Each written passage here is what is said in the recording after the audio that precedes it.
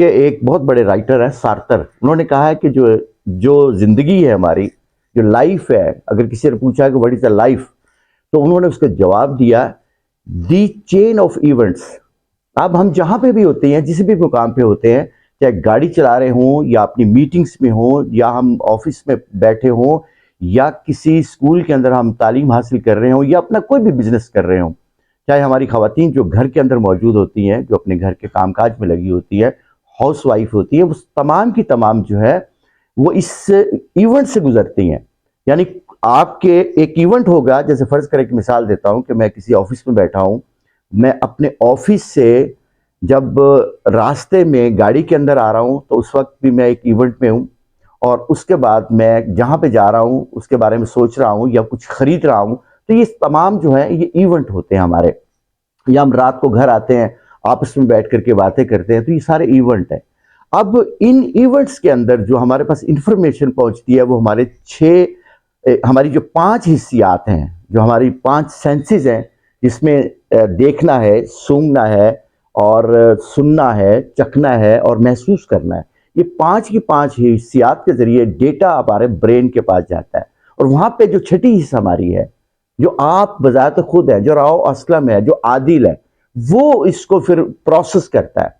Process کر کے اس ڈیٹے میں سے، جو ڈیٹا آپ کے پاس آیا ہے، اس میں سے سب سے پہلے وہ کیا نکالتا ہے؟ انفارمیشن نکالتا ہے. جب انفارمیشن اس کے پاس آ جاتی ہے تو پھر اگلا کام کیا ہوتا ہے؟ پھر اس سے وہ نالج تلاش کرتا ہے. یعنی اس کی چوائس جو ہوتی ہے، جو چوزن کرتا ہے وہ اس میں چوائسز کو ڈھونڈتا ہے. اچھا، اس کے بعد جب اس کے پاس جو آ جاتا ہے، اپنا انفارمیشن آتی ہے، تو انفارمیشن کے بعد پھر وہ نالج آتا ہے. نالج جس کے ساتھ ہم زندگی گزارتے ہیں اور جس کے ساتھ ہم امتحان دیتے ہیں، جس کے ذریعے ہم زندگی کو آگے بڑھا رہے ہوتے ہیں.